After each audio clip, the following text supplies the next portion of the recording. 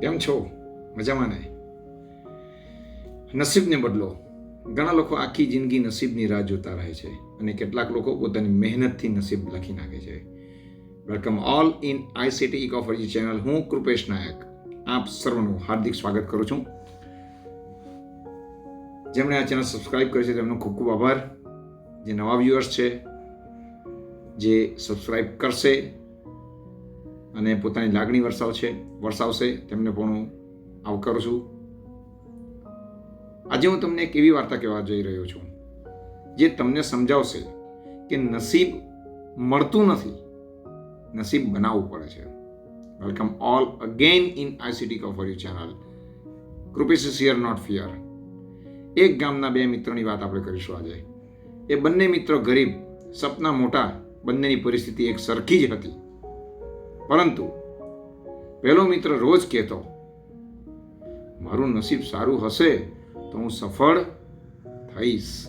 શું કહેતો હતો પહેલો મિત્ર? મારું નસીબ સારું હશે તો હું સફળ થઈશ. બીજો મિત્ર કહેતો, હું સફળ થઈશ પછી લોકો કહેશે કે મારું નસીબ સારું હતું. જોજો બંનેના કોન્ટ્રાસ્ટ જોજો. પહેલો કહે છે મારું નસીબ સારું હશે તો હું સફળ થઈશ, અને બીજો કહેતો હતો હું સફળ થઈશ પછી લોકો કહેશે કે મારું નસીબ સારું હતું. પહેલો મિત્ર નસીબની રાહ જોતો રહ્યો. વર્ષો પસાર થતા રહ્યા અને સફળ નિષ્ફળ એની રાહ જોઈને બધા લોકો પણ કે કોણ આગળ વધે છે. વર્ષો પસાર થયા. પહેલો મિત્ર નસીબની રાહ જોતો રહ્યો. દરેક નિષ્ફળતા પછી તે કહેતો કે મારા નસીબમાં જ નથી. બીજો મિત્ર દરેક હાર પછી ફરી ઊભો થતો અને દરેક મુશ્કેલી પછી ફરી પ્રયત્ન કરતો. દરેક નિષ્ફળતામાંથી કંઈક નવું શીખતો.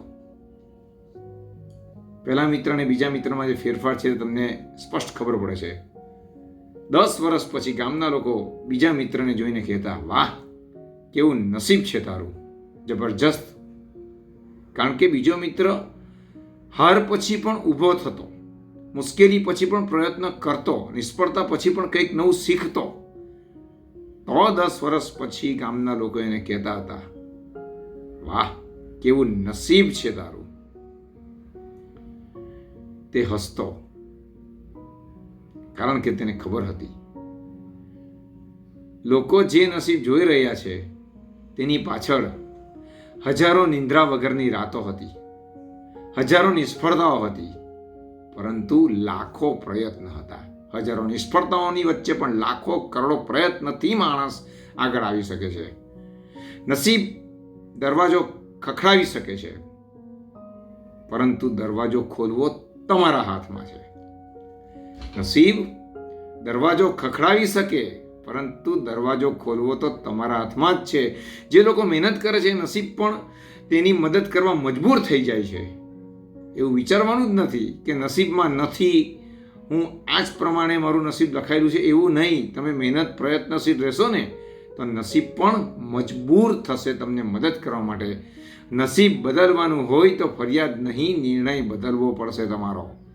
પરિસ્થિતિ જન્મથી મળે છે, પરંતુ ઓળખ તો પોતે બદલવી પડે. પોતાની ઓળખ માટે પ્રયત્ન, નિષ્ફળતાઓ સામે સતત સંઘર્ષ કરતા રહેવું પડે. પરિસ્થિતિ જન્મથી મળે છે, પરંતુ ઓળખ તો તમારા કર્મથી જ મળી શકે.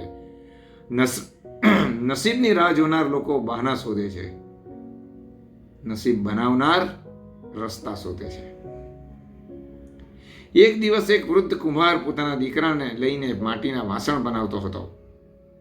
દીકરાએ પૂછ્યું, પિતા, આ માટીનું ભવિષ્ય શું હશે?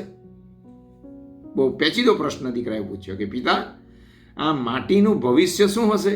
કુંભાર બોલ્યો, માટીનું નહીં, તેને ઘડનારના હાથનું ભવિષ્ય નક્કી કરશે કે તે વાસણ બનશે કે ધૂળ બની જશે. બહુ સરસ જવાબ એના પિતાએ આપ્યો કે માટીનું નહીં, તેને ઘડનાર હાથનું ભવિષ્ય નક્કી કરશે કે તે વાસણ બનશે કે ધૂળ બની જશે. મિત્રો, આપણી જિંદગી પણ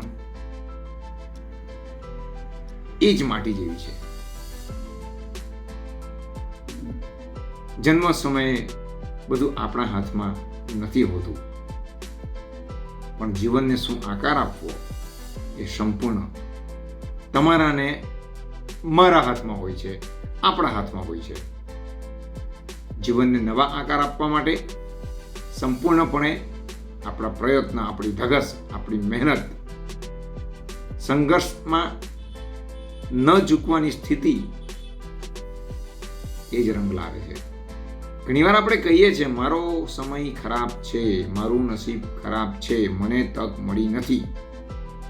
આવા જ્યારે નકારાત્મક સુદ્રઢકો આપણા મગજને, આપણા માઇન્ડને મળે છે ત્યારે આપણું માઇન્ડસેટ જુદી દિશામાં આગળ વધે છે. પણ સાચો પ્રશ્ન એ છે કે મેં મળેલી તકનો કેટલો ઉપયોગ કર્યો, મેં મારા સપના માટે કેટલો સંઘર્ષ કર્યો. આ પ્રશ્નના જવાબ પર તમારી સફળતા કે નિષ્ફળતા નક્કી થાય છે. વિલિયમ શેક્સપિયર ખૂબ સરસ લખ્યું છે, the fault dear Brutus is not our stars but it ourselves. The fault, dear Brutus, is not in our stars but in ourselves. એટલે કે આપણી સ્થિતિ માટે તારાઓ નહીં, ઘણીવાર આપણે પોતે પણ જવાબદાર હોઈએ છીએ. આપણી પરિસ્થિતિ માટે તારાઓ નહીં, આપણે પોતે પણ જવાબદાર હોઈએ છીએ. જો આજે તમને એમ લાગે કે નસીબ તમારો સાથ નથી આપતું, જો આજે તમને એમ લાગે કે નસીબ તમારો સાથ નથી આપતું, તો એક વાત યાદ રાખજો ખાસ.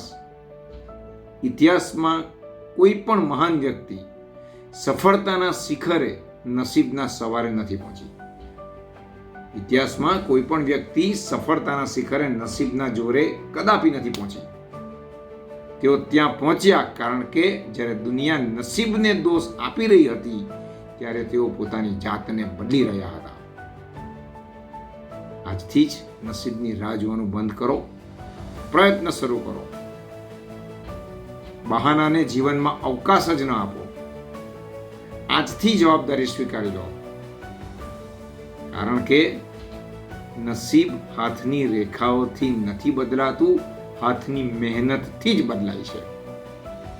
યાદ રાખજો, જે દિવસે તમે નિર્ણય લેશો કે હું મારી જિંદગી બદલવાનો છું, એ દિવસ તમારું નસીબ બદલવાની શરૂઆત થઈ જશે.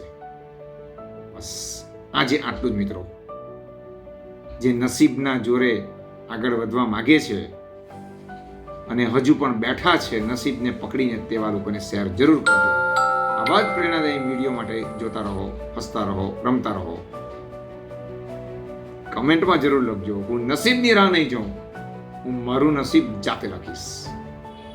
બસ આવજો, બાય બાય, ટેક કેર, હસતા રહો, રમતા રહો, બાય બાય, આવજો. Rupesh is here, not fear.